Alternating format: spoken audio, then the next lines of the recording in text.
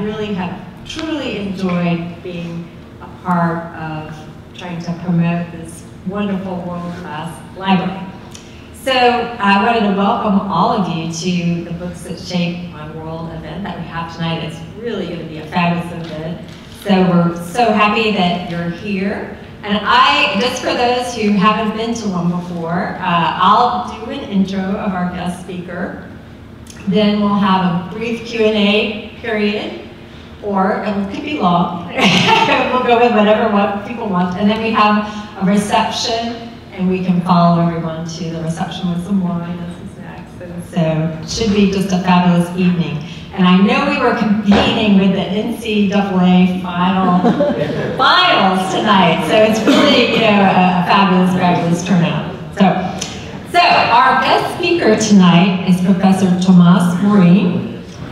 He's a professor in the English department at Rice, and he's also a published author, both of poetry, and he's written a memoir.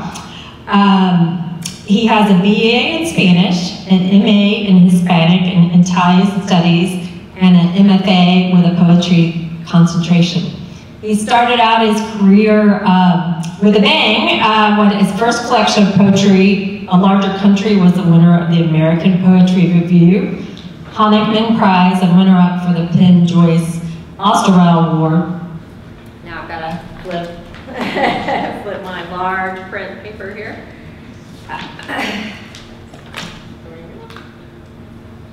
So we can get to the most recent accolade. Professor Morin won a Guggenheim Fellowship, which is an honor bestowed annually by the John Simon Guggenheim Memorial Foundation to the world's top scholars, artists, writers, and scientists.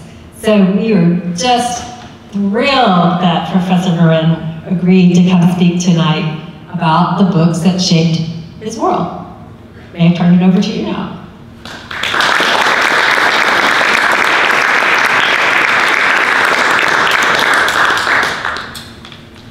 Thank you so much for that introduction. Thank you, friends of Fondren Library, for having me. Can everyone hear me okay? Yes. It's okay. Yeah, this is a real joy, and thank you for choosing this conversation over basketball. That does not go unnoticed or unappreciated. When I was trying to put together a list of books that I could speak about, I settled on a short list, and I immediately realized that I could give this talk 10 days in a row, and each day have a different number of books. And so, with that caveat in mind, yeah, I just wanted to say that the books that I'm going to share with you today are a small sample of books that have been important to me, that have shaped me in one way or another. And I decided to start chronologically, so try to start as early as possible.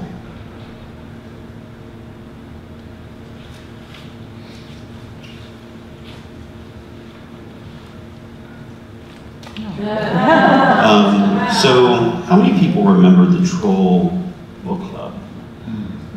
And yeah, a few. For those who don't remember, so when I was first grade, this would have been early 80s.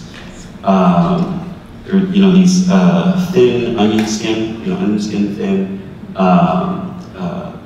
little flyers that they would pass around all the classes, and the students would choose, take them home, fill it out, choose which books they wanted to buy, and then bring them back. And at some point, there would be a class day where your books would be delivered. You would get your Heathcliff, or you would get a poster of horses, or your Mary Lou Retton book, and take those home. And for me, I grew up the child of a father who struggled with addiction.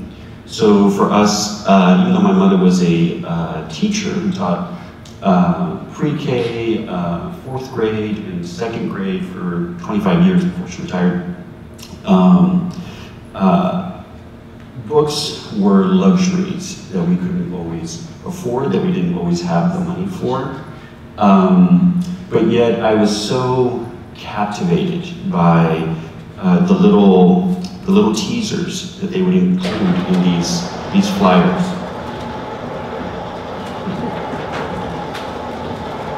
Sounded like a popcorn maker was being turned on. So I was so entranced by the little teasers that they had for each of the books. And what that ended up doing for me, yes, I felt a sense of sadness when I was in class and the books were delivered and I saw the other kids had their books, and I certainly wanted a book. But what I did was I would take these little catalogs home, and so like for like the Heathcliff book, I mean, it's so small I can't even read it on my computer. I would take the teaser for the story, and then I would fill out the story in my imagination. So in a way, it was a kind of primer in terms of storytelling.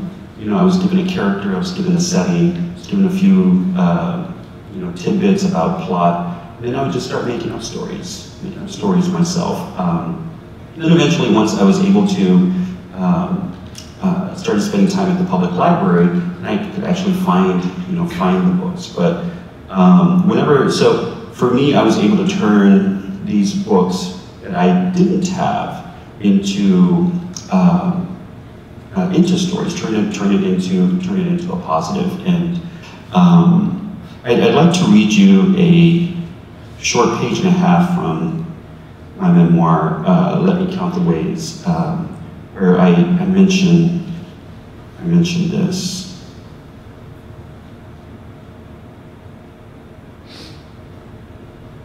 I always tell my, whenever I'm giving a reading, and especially a poetry reading, and you would think, having put together a poetry collection, you would know where every poem is in the book. And usually when I'm struggling to find something, I'll joke with the crowd and tell them that the table of contents are actually for the writers. Because we often forget where the poems are that we're looking for. So this is from a small chapter in the middle, titled Quiet Need. When my elementary teacher passed out the Troll Book Club flyers, my mind jumped.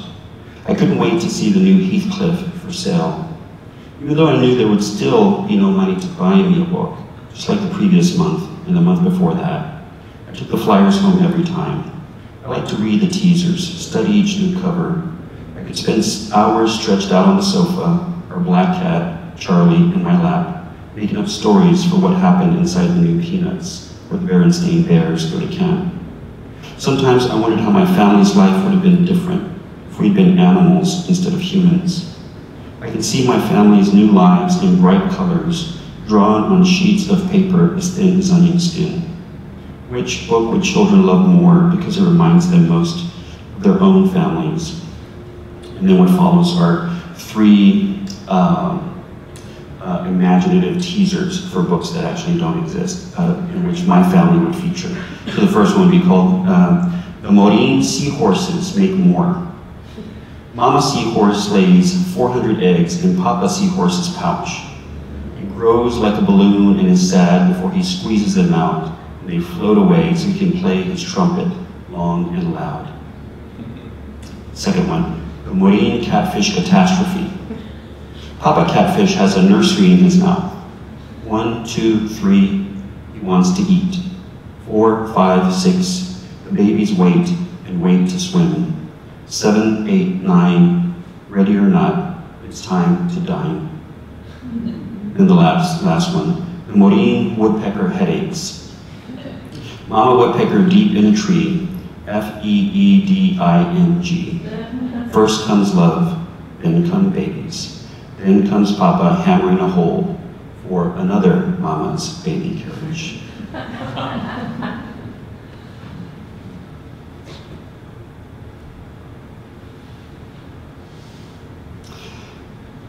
So in the first panel, here's the World War I flying ace searching for the Red Baron. I don't think he knows that my Sopwith camel is powered by a rotary engine with a right-hand torque, so I can evade him by turning hard to the right with the pull of my engine. He knew it. The character from Charles Schulz's Peanut Stories that it's probably been the most important to me is Snoopy. And the reason is I was raised in a family where animals and humans, the kind of division that we tend to think of, the kind of hierarchy we tend to think of when most people think about,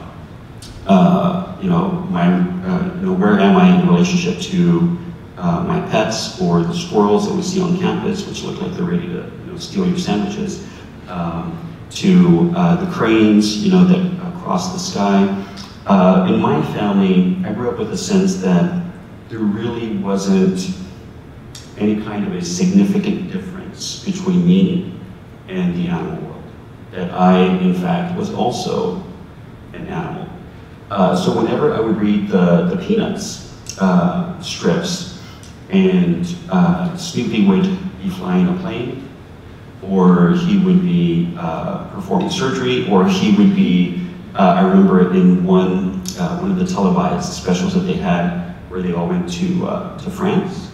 He was wearing a beret, driving a car, and cursing out other French drivers out his window. Just for me, it reinforced this sense that that animals, that we are still animals. The result of this is that in my life as a writer, it's very rare for me to write a poem that does not contain one of two things: either food or some sort of animal. I have set out to write specifically, let's say, an animal poem maybe 2 or 3 times, but outside of that, they just show up in my work. One of the first times that I gave a public reading, it was 2009, Ripton, Vermont, at the Bread Loaf Writers Conference. And I gave a short 5-minute reading. I was there as a tuition scholar. And the next day, I was crossing that beautiful campus, and a student in another class who had been at the reading, we were crossing paths, and she says, "Oh, hey, it's the animal poet." And I remember thinking, oh no, already I'm pigeonholed. Like already I have a label. I don't want to be the animal poet. I've since come around. To that, but and to just sort of embrace the fact that there are certain qualities in my work, certain elements that pop up naturally, and to just go with them. This is the last poem from my first book, Larger Country, which you mentioned, titled Bloodhounds. And just a little bit of background. Does anyone know the poet Sharon Olds and her work? Beautiful poet, absolutely stunning and powerful and marvelous. And if you don't know her work, I highly encourage you to find her work, Sharon Olds. But Olds has this poem that's a little different from the kinds of poems that she usually writes. It's called The Body Sniffers. And in this poem, in her poem, The Body Sniffers, she imagines that there's a world in which cadaver dogs are no longer needed because humans have been trained to perform that role, that function. And I was absolutely so blown away when I first encountered that poem, probably over 20 years ago now, that I thought, the very first question that popped into my mind was, well, what do these dogs do who have this very unique, specialized kind of training? What are they going to do now that they've been displaced in the workplace? So as many of my poems do, this one began with trying to find an answer to a very silly question: bloodhounds. And I absolutely could not have written a poem like this, again, without Snoopy, without encountering Snoopy. Bloodhounds. Once they had been replaced by people with noses equally capable of navigating a complex sea of collapsed rebar and concrete to a single drifting mote of skin, they sought other employment. The truth was clear. We didn't need walking shamefully at times to a dry median during rush hour, or training to say, here, dig here, this one can make it. Out of work, some hung up their fedoras, put away the spyglass, and went to the country to herd, but discovered sheep stink, goats too, and that horses can't be trusted. In the city, others tried guarding banks, but were too often lulled to sleep by the dull odor of husbands and wives. Soon the newspapers began to cry what dogs could already hear: mongrels, lazy, take our jobs is what they do. Slowly, many drifted back to the swamps of long rifles, of coons piled on a porch ahung with the 19th century. Years later, when hardly anyone remembered them, a lone pack did what celebrities do when they fall from favor. They answered the call of Hollywood to join the cameras and props on the set of the new singing school. That first night, we watched them warm up by howling the vowels. Over and over, the long O drew from the black and tan chorus a wail from the old world, a helpless moan that broke the backs of centuries each time it passed through the sad, bent halo of their mouths. They were a hit because karaoke was fashionable again, as was suffering, as was pity. And so the episodes kept coming, cabled week after week into the dark living rooms, where our beautiful, intelligent race sat in the raw hours, attentive, sniffing the air, waiting for a sign in those throaty baritones that we might yet find another life.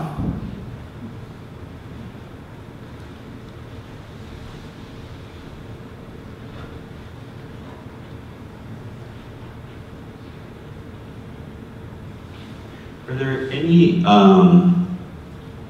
folks in the audience who like comic books, who have read comic books, or who have ever purchased a comic book? Anyone? When I was a kid. When you were a kid? Yeah. Any particular ones? Someone shout out a name? Yes. 10. Okay, nice. Someone else? Archie. What was that one? Archie. Archie, yeah. Comic book Mad Magazine. What was that? Mad Magazine. Mad Magazine, yeah. I collected a lot of comics when I was a kid, but I always gravitated towards this particular character, Wolverine.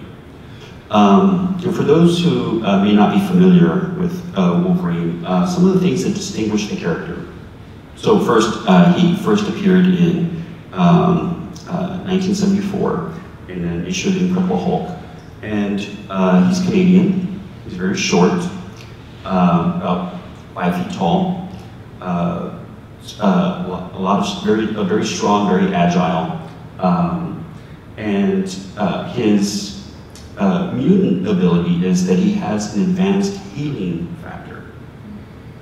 And if you are someone who draws and creates stories, comic book stories, and having a character who you can do almost anything to and have that character not die would be a fun thing, if you're a writer of comic books and an illustrator. And I was always drawn to his ability to not just physically become injured and then heal from that, but also become emotionally injured. The other thing that stands out about him are, as you can see in each one of these images, he has claws. At some point there was a secret government program called the Weapon X program. And what they did was, because he could heal from anything, they took a fictional element, adamantium, which in the world of the Marvel universe, which is now our world, the ways in which those stories and franchise have really taken over the cinemas, because he could heal from anything, they grafted this adamantium to his skeleton. So incredibly painful, would have killed anyone else. But the idea was to make him this this state weapon, right? A living weapon for Canada. Eventually he moves to the U.S. But it took me a long time to really understand why I was so drawn to this character and to the stories. This was the only comic book that I would actually keep track of when the new issue was coming. I'd be at the store, at the convenience store 2 blocks down from my house. I'd be there with my $1.25, and I would get a mint issue. I would sit in a booth at the convenience store and read it before I would walk home. It wasn't until I started writing prose, until I started writing memoir, also started writing fiction, that I realized that my attraction to this character was I'm not sure what a psychiatrist would call it, but it was definitely a type of coping mechanism for a child who grew up in a household that had a lot of chaos, a lot of instability. There was something about thinking that if this character, even though it's fictional, I knew that if I could approach even 5% this character's ability to heal and to come back and bounce back from anything, then maybe, just maybe, I might actually make it out of Mathis, Texas, and make it and have a chance to start over, which is what college was for me. Then later, when I reached probably my middle 30s, I'm 46 now, I'll be 47 later this month, but when I reached my middle 30s, I started collecting autoimmune disorders and living with chronic pain and chronic illness. And for someone who had been fairly healthy and very athletic all my life, this came as a real shock and almost an assault on my identity, because I always thought of myself as a well person, as a person who was healthy, aside from the occasional cold or flu. And my mind immediately went back to this character. And I sketched out an outline for a book that I want to write called the Superhero Support Club. And this would be a nonfiction book, which would blend memoir, but also interviews with the people, interviews with the people who have written the Wolverine comic books since the 70s, the people who have illustrated it. There's a fellow out at Roman's Chinese Theater who dresses up as Wolverine every day to take pictures with tourists. I'd like to interview that guy. I'm curious what it would be like to put on the suit, put on the suit and the fake claws, and what attracts him to that. So to really do a deep dive into the identity of that character, and hopefully on the other end of that project, come to know myself a little better. This was something that I couldn't have predicted, that one day I would probably, be interviewing a Wolverine impersonator. The sort of final iteration, or the most recent iteration of Wolverine, is Hugh Jackman's portrayal. There's this little panel here. I know you can't read it up there, but I'm going to read it for you. That I found really, really moving and really poignant. So this is Wolverine in a car, and he's saying, "It's funny. People think just because you got a healing factor, that must mean you don't feel pain. Unfortunately, that ain't never been the case. Every gunshot, stabbing, beating, burning, every bit of damage I've done to my body over the years, I've felt it all. But even worse is the feeling that comes when my body starts to knit itself back together, growing new flesh, new nerve endings. You can't imagine the agony. And then there's the constant ache that comes from having the skeleton laced with unbreakable metal. That ain't no picnic either. Over the years, I've tried everything to deal with the pain. Acupuncture, meditation, Atlantean water therapy, alien painkillers. Nothing helps. Eventually, I just had to accept the simple fact. It hurts like hell being me." And this is, as I said, this is a common theme, right, that goes through all of, through the decades of this character. And so I'm really curious to pick the brains of the folks who write the books and who have picked up the baton. Maybe next year. When I was an undergraduate in, I think it must have been 1994, I started at Texas State University. And I was walking the halls of the English department, and I saw a poster of this book cover, And the Earth Did Not Devour Him by Tomás Q. And there were two things that made this book a really important seminal moment in my life.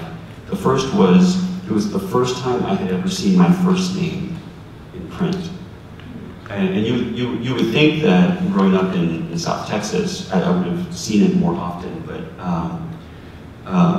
there might have been one other Tomas in my small town of 5,000, but I'm not sure. But I sure I never saw my name like on a book. And then the other part was when I started reading Tomás Q's book. I thought, oh, this could have been written about my family. My grandparents were migrant workers. My mom worked in the cotton fields with my grandfather, with her siblings. They would spend half the year in South Texas and then the other half in just outside of Lubbock. So she was going to school in two different places, and in the way that Rivera, who was a graduate of Texas State and who went on to become the chancellor of UC Riverside and is a distinguished alumnus of Texas State. The way he describes that life, waking up early in the morning, spending all day in the fields, the unimaginable exhaustion at the end. I thought to myself, not only does this sound like all the stories I've heard growing up in my family, but I also thought, if this guy, whose name I share, can not just make it through college, because in my first semester I wasn't entirely sure if I was actually going to be able to do that. I just make it through college, but also become a distinguished alum and become an author, then maybe that's something I could do too. I feel like the phrase representation matters. It's so well used for good reason, and I'm glad that it is. But I think at the same time, sometimes it's easy to miss what it actually means. For me, seeing that poster and then reading the book was, yeah, it opened up for me a new possible path that I couldn't have imagined. And just this past week and 2 days ago on Saturday, I was down in San Marcos because the College of Liberal Arts at Texas State gave me their Distinguished Alumnus Award.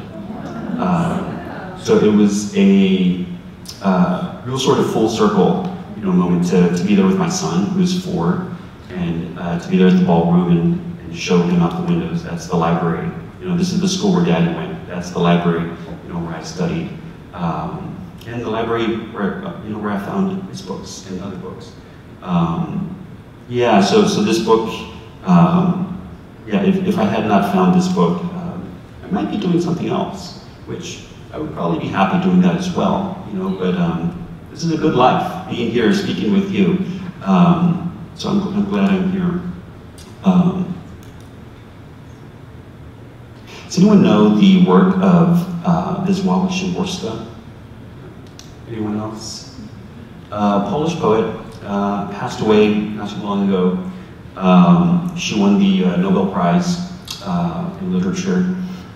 She was an absolute force of nature.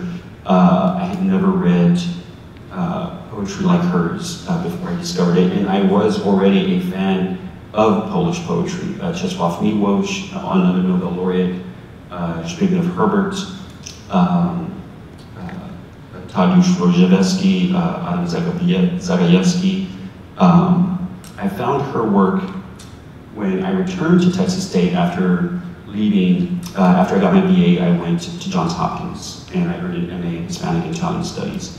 And the plan had been to become a Spanish professor. And then all of these creative writing classes I had taken for my minor, my writing minor, all of these poems that I had written, it all kind of came rushing back when I was in Baltimore at another library, the Eisenhower Library there, which is a really phenomenal library. And I was spending so much time in the stacks reading many of the poets who were born, American poets who were born in the 1920s. Philip Levine, James Wright, and Sexton, Plath was born in the 30s, Mark Strand, and so on. And really bitten by the writing bug. So then I returned to Texas State, and I had a really wonderful teacher who she was such a wide reader, and was always introducing us to new writers. And one of the things that she used to do in class that I do with my write students now is she would bring in companion poems. So if I had a poem that I was having workshopped and was receiving feedback on, after folks talked about it, she would then pass around a poem, let's say a Szymborska poem, and say, there are some things that Tomas's poem is trying to do that the Szymborska poem is also trying to do. And in that way, as a student, I always felt it made you feel a little less alone in class. So that was how I discovered Szymborska's work. And there's one poem in particular that I'd like to share with you that has been really important to me. Hatred. See how efficient it still is, how it keeps itself in shape, our century's hatred, how easily it vaults the tallest obstacles, how rapidly it pounces, tracks us down. It's not like other feelings, at once both older and younger. It gives birth itself to the reasons they give it life. When it sleeps, it's never eternal rest, and sleeplessness won't sap its strength. It feeds it. One religion or another, whatever gets it ready, in position, one fatherland or another, whatever helps it get a running start. Justice also works well at the outset, until hate gets its own momentum going. Hatred, its face twisted in a grimace of erotic ecstasy. Oh, these other feelings, listless weaklings. Since when does brotherhood draw crowds? Has compassion ever finished first? Does doubt ever really rouse the rabble? Only hatred has just what it takes. Gifted, diligent, hardworking. Need we mention all the songs it has composed, all the pages it has added to our history books, all the human carpets it has spread over countless city squares and football fields? Let's face it, it knows how to make beauty. The splendid fire glow in midnight skies, magnificent bursting bombs and rosy dawns. You can't deny the inspiring pathos of ruins, and a certain body humor to be found in the sturdy column jutting from their midst. Hatred is a master of contrast, between explosions and dead quiet, red blood and white snow. Above all, it never tires of its leitmotif, the impeccable executioner towering over its soiled victim. It's always ready for new challenges. If it has to wait a while, it will. They say it's blind. Blind, it has a sniper's keen sight and gazes unflinchingly at the future as only it can. I would be remiss if I didn't say that, someone having lived through the atrocities of World War II in Eastern Europe and the ways in which that informs, the poem. But one of the things that excited me as a graduate student when I encountered this poem was the way in which she took an abstraction and then instead of trying to do the usual kind of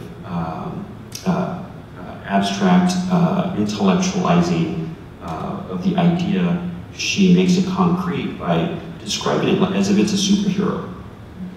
This idea of hatred, leaping tall buildings and all these, giving it not just a character and not just stopping at mere personification, but making a myth. Szymborska was a myth maker. When I read this poem, I thought, you can do this. The poets I've been reading were personal mythographers.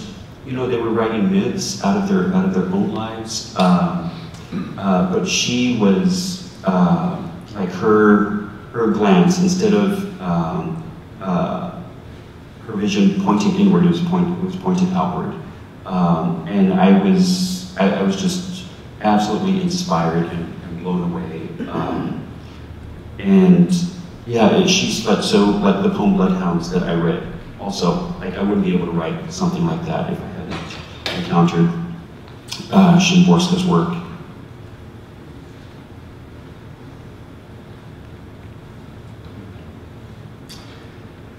Personal Writings is one of the most recent of Camus' books that I've read. Listen to me. And one of the things that I love about this book is that within it he collected a lot of the writings that he did as a young man before he really turned to writing fiction. And these essays are full of so much joy, so much hope and beauty, and the writing is lyrical and lush and excessively musical. And I remember when I finished this book, or when I was halfway through, I thought, surely he must have written some poetry. This is a poet's book. So the description of it is, Personal Writings brings together for the first time thematically linked essays from across Camus' writing career that reflect the scope and depth of his interior life, grappling with an indifferent mother in an impoverished childhood in Algeria, an ever-present sense of exile, and an ongoing search for equilibrium. Camus' personal essays shed new light on the emotional and experiential foundations of his philosophical thought and humanize his most celebrated works. And I'd like to read to you a couple of paragraphs from this book before I close out. So this is from a chapter called Return to Tipasa. At noon on the half-sandy slopes covered with heliotropes, like the foam left by the furious waves, of the last few days as they withdrew. I watched the sea barely swelling at that hour with an exhausted motion. I satisfied the two thirsts one cannot long neglect without drying up. I mean loving and admiring. For there is merely bad luck in not being loved.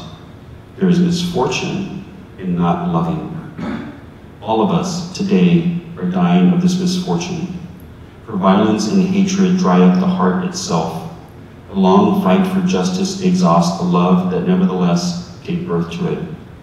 In the clamor in which we live, love is impossible and justice does not suffice. This is why Europe hates daylight and is only able to set injustice up against injustice. But in order to keep justice from shriveling up like a beautiful orange fruit, containing nothing but a bitter, dry pulp, I discovered once more at Tipasa that one must keep intact in oneself a freshness, a cool wellspring of joy. Love the day that escapes injustice, and return to combat having won that light. Here I recaptured the former beauty, a young sky, and I measured my luck, realizing at last that in the worst years of our madness, the memory of that sky had never left me. This was what, in the end, had kept me from despairing. I had always known that the ruins of Tipasa were younger than our new constructions or our bomb damage. There the world began over again every day in an ever new light. O light, this is the cry of all the characters of ancient drama brought face to face with their fate. This last resort was ours too, and I knew it now. In the middle of winter, I at last discovered that there was in me an invincible summer.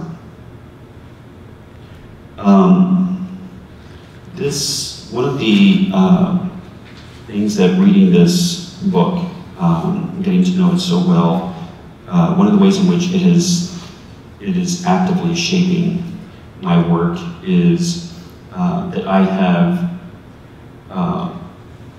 decided to make joy a choice. My writing has always tended towards the melancholic, towards the dark. And I've tried to write happy poems before, never really quite succeeding. And I thought to myself, you know what? My project for the next book of poems will be to write a collection of happy poems. So I'd like to close out by reading to you the first poem from the collection that's in progress. And the title of the collection is My Favorite Things. And John Coltrane's rendition of that song is at the center of that book. So this is a first draft, so please be kind. My favorite things. I'll start. Not the sound of music. Julie Andrews spinning in a meadow on a mountain in the Swiss Alps. Yes, yes to the spinning, but not the singing. I'm not ashamed to say that I've never loved a single musical. Sure, there are worse things in the world than spontaneously bursting into song. For example, one winter I came across a mitten near Navy Pier. It was blue and red, but mostly the color of cigarette ash. A block later, there was a pigeon who was more dead than the real estate market. I made the sign of the cross like I do every time I think of Paul Bisson, who was afraid of heights, but still strapped himself to the side of a helicopter and circled Julie Andrews with his camera. I loved the oxen who pulled the equipment up the mountain and the birches that didn't belong, and the farmers who got rid of the fake brook after the film crew left. I love how easy Julie Andrews makes it look to spin on a mountain. I love how she slips her hands into the pockets of her apron. That's the color of that Ukrainian pigeon that woke the sleepy Catholic inside me. I wish I could have auditioned for the part of the craft table on that set. I can fold my legs and hold an incredible amount of food at one time. When the snow bites, when the sun stings, when I'm feeling bad, I I simply remember that it doesn't matter that I don't know the name of the yellow flowers in that meadow with Julie Andrews, because flowers give each other better names than we could ever give them. Coltrane on sax and warm chies with foam, brown blue grackles and winter naps at home, fresh pan dulce and a pollock with pinks. Surely I must have more favorite things. Kittens with ray guns and novels with laughs, saunas with windows and cakes by the half, pine trees in full sun that wave at the moon, the love of my life making me swoon. When I'm feeling glad, I simply remember all of these things, bop and waltz to the warm pluck of my heartstrings. I can make a song you can dance to out of almost anything. Whiskers twitching, sunflower evenings, redbirds winging, Yorkshire pudding, space dog singing, human seasoning, sleigh bells swinging, dogs awakening, bees whispering. When the piano sings, when the bass clings, I gather around all of my sweet darlings and humbly bow like a king among kings. Thank you.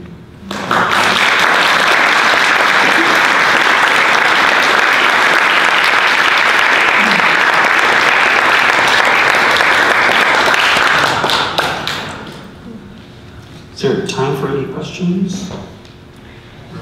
6:53. I don't know your work, but do you compose in Spanish as well as English? I did when I was an undergraduate. It's a great question. As a Spanish major, yeah, I wrote poems in Spanish. I had some published in the the Modern Languages Department undergrad literary journal. But there came a moment where I realized that the poems I was writing in Spanish and the poems I was writing in English were both terrible. And it could have been because I was just starting.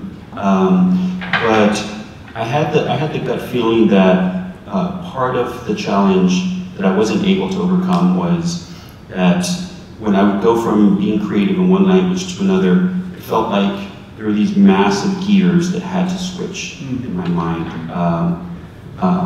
And that there's this sort of like lag time. And I remembered something that the great Argentinian writer Jorge Luis Borges had said, which is that a writer should write in the language in which he dreams. So I thought, okay, so easy enough. I'll go to sleep tonight, have a dream, and in the morning see which language I dreamt in. And it happened to be that that night I had a dream that was in English. So I thought, okay, English it is. And just didn't look back. But it's funny how things come back around. I ended up translating a book by Pablo Neruda, The Heights of Macchu Picchu. So all of that, Spanish is my first language, and then all of the training I had as an undergraduate and a graduate student, all came flooding back once I started my work as a translator. And I actually, there's a translation class now here at Rice on the books that I piloted as an elective, and then it now has its own number. So every so often when I offer it, I work with students who are translating from Korean, from Portuguese, from all sorts of different languages. And yeah, so in a way, like I'm still creative in multiple languages. Wonderful. Would you talk about fatherhood in the context of your work? Yeah, I was, when my partner and I, when we were expecting, I was nervous as to how becoming a parent would impact my work. Again, like as a lifelong fan of Sharon Olds, there's so many poems like with her kids and her husband, now her ex-husband, and she does it in such a way, like her parents, it seems absolutely effortless, but also fearless.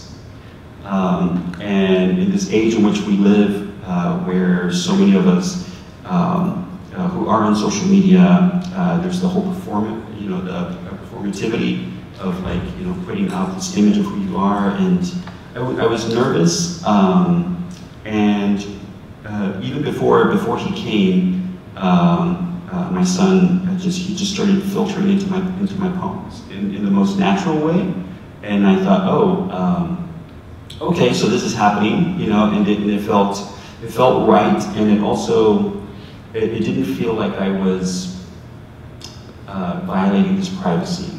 So, like, for example, I don't put photos of him up on social media. I feel like someone should be able to give their okay. And I have nothing against other people doing it, but I just personally feel like if you can't consent to have your picture put online, then it probably shouldn't be online. But yet he's in my writing. You know, he's in my writing, and the ways in which he's made my world bigger. It's interesting. Like it's smaller in the sense that now I have this wonderful, beautiful, tight-knit family, but at the same time, also my view of the world has just expanded enormously. And I'm still wrestling with the fact that both of those can be true. But yeah, no, thank you for asking that. Yes, and then we'll go back there. The Polish poem on hatred was so powerful. When did she write that? Off the top of my head, I'm going to guess,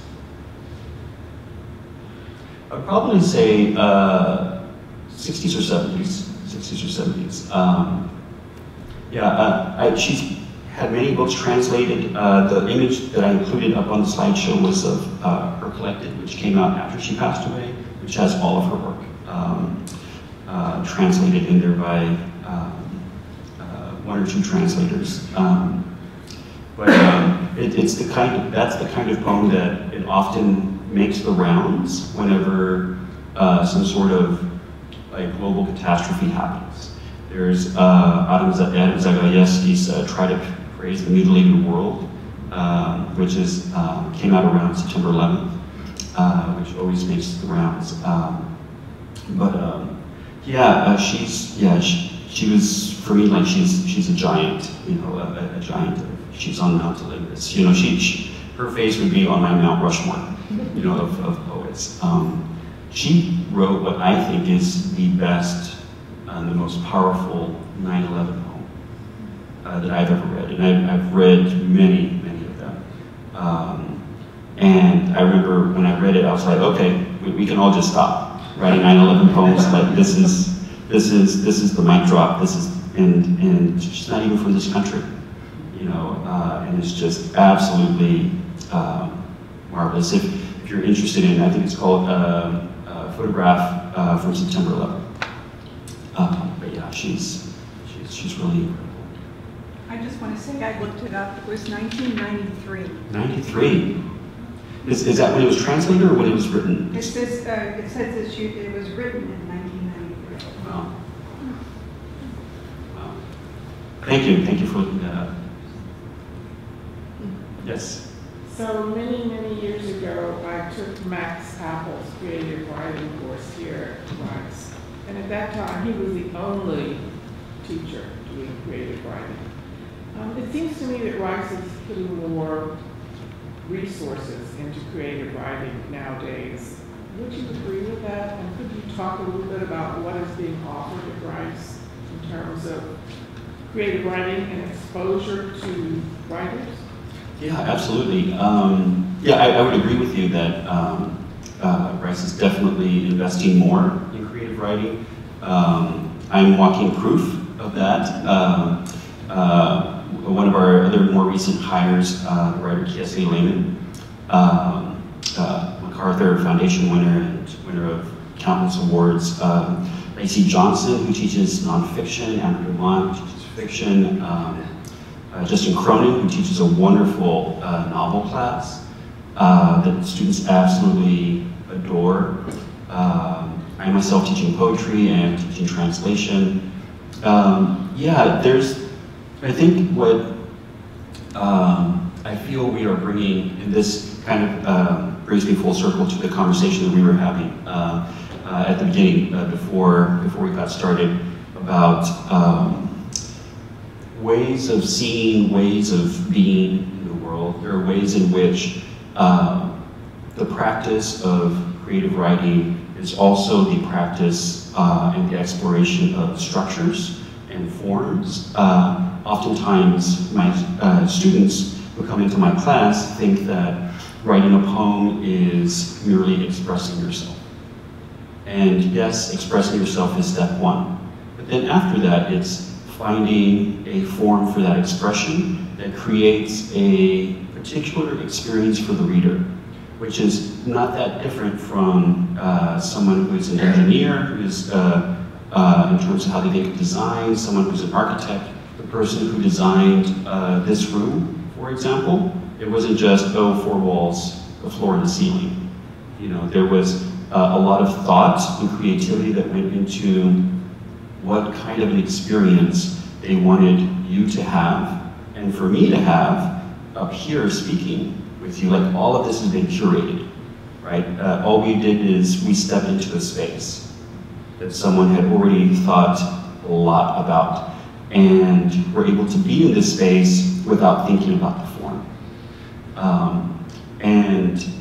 So I think, because oftentimes a lot of the students in my creative writing class, and the creative writing classes of my other colleagues, they're not creative writing concentrators. You know, they're not coming to Rice because they want to be creative writers. They're pre-med, or they're engineering, or they're archaeology or history majors. But I think what keeps them coming back to our classes is that they find in our classes things that are expanding what they are doing in their majors, what they're doing in their other classes, and they're finding out that, oh, these are actually complementary. You know, it's not sciences here, engineering here. You know, when you're taking a humanistic approach in terms of how we all exist within a space, within spaces, suddenly you find all of these intersections between the different disciplines. And I think that's an incredibly beautiful thing. I know we have a lot of the intro workshops, they have wait lists of 60, 75 students for classes of 15. And that's every semester and every year. And so the students are hungry. You know, they're very hungry for what we're teaching in our classes, and how I think that is complementing what they're learning, you know, at the other disciplines. And then we also have the reading series, the charity reading series, where we're bringing writers in every semester, world-renowned writers, to share their work, to have class visits with students, and speak with them about their work and their writing. Yeah, so there's a lot going on. Yes. It seems like what you're saying is that the students now are really trying to improve their communication skills, Mm-hmm. Yes. which helps everybody across the board. And it seems like with those kinds of wait lists for these classes, it may be something that Rice needs to expand. I think so. It wouldn't hurt. It definitely wouldn't hurt. I taught a narrative medicine class for the first time just over a year ago, and it was 12 students. 11 of them were pre-med, and we spent the whole semester looking at the ways in which storytelling intersects with public health. So I began the class by saying, when someone goes into a doctor's office and the doctor says, "What brings you in today?" That's an invitation to tell a story. And so that's one part of it. The other part is the person who's being invited to tell that story, what storytelling skills do they possess? Because there are segments of our communities where either because of culture or because of age, various different factors go into this, where they just don't have experience talking about what hurts. What they do have experience with is not talking about it. So then when they get into an examination room and a doctor is inviting them to tell that story, sometimes that story comes out reluctantly. Sometimes it comes out not chronologically, it comes out in bits and pieces. So then the doctor has to be able to then collaborate with the patient in order to tell a story about their health, about their body, in order to figure out what treatment, what treatment should look like. And that's all storytelling. That's all storytelling. And so we did various exercises and looked at various books. We looked at Audre Lorde's The Cancer Journals, a lot of really wonderful books, nonfiction and fiction and poetry, and looked at the ways in which people have written about health and illness and well-being as well throughout the centuries.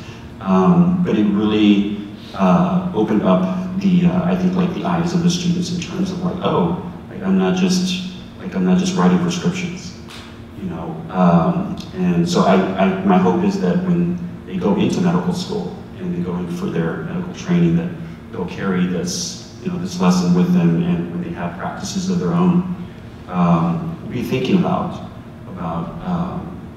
the stories that that they're inviting patients to tell. I think it's so vital. Well, it also it pertains to engineers and every other profession as well. Yeah. Two-way street. Absolutely. I was just curious about in this interaction with medical students. I come from a public policy background, so listening to people and trying to figure out what they really want is part of it. But how much? Let's say this.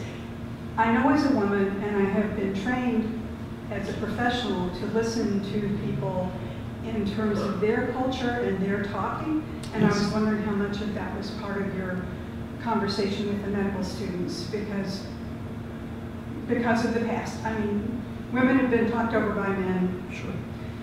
There's even an app to measure it, which is fun to use. But anyway, so I was wondering about how that interacted. Yeah, we talked about that. We also talked about also like subsects of that. For example, the ways in which Black women have traditionally been perceived as feeling less pain. Not just than men, but than other women, which then talk about negatively impacting outcomes. So we talked about all of those different vectors. Our core critical book was this wonderful book called Inflamed, co-written by Raj Patel and Rupa Maria. Raj teaches at the LBJ School of Business at UT, and Rupa is a practicing physician in the Bay Area. And he looked at the ways in which culture and language and ethnicity and gender and all of the various vectors that you can think of, all the ways in which they intersect with policy and medicine in order to put in practice, also how medicine is taught. And it was a really powerful book, and their central the central core that they circled around was inflammation, and the ways in which inflammation is felt in the body, the way it's produced, the way the body responds to it, and the way our environments are actively promoting it. But we looked at that, and one exercise, the terminating exercise for the semester that we did, which I think really tied everything together, was I put them in groups of 3, and I asked them to create a patient script. So they basically wrote a play in which a patient is meeting a doctor for that intake examination, and I nudged them to basically to pick people who weren't, to create the characters who weren't necessarily like themselves. And then they had to perform this play for the whole class. And we had a Q&A. The students who were in the audience would ask them questions, why did you choose this, and why do you have this interaction go in this way? I think it was really useful for them to, because they're all so young to put themselves in the shoes of people who already have left the university and who are living their lives and are having health complications, and people who aren't like them. I think in terms of empathy, like it was a really, like the exercise was way more successful than I hoped. I could have hoped it could have been. Thank you. One more question? Has writing mitigated your autoimmune issues? It has not. Oh, so the question was, has writing mitigated my autoimmune issues? It has not. Like the most recent thing I was diagnosed with was actually osteoarthritis in my hips. And the doctor said, you're really young. You're really young to have it. It's going to progress slowly. I think you'll be okay. But a lot of sitting to write books, I think hasn't helped. Over the years, I have a friend who wrote a YA novel, and at the end of her, when she was done with the book and sent it off to her editor and her publisher, the amount of time she had to spend with a chiropractor, she likes to say that she broke her body writing that novel. She has 2 kids, and she was trying to work when she could work and sit in the chair for as long as she could, to do the thing. And writing isn't a contact sport, but sitting for a long time definitely has its perils. Thank you so much.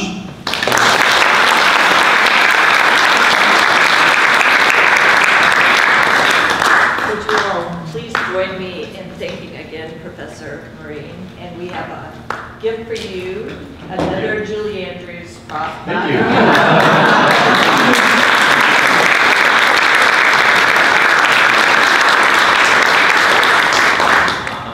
And I just have a few closing words for you all.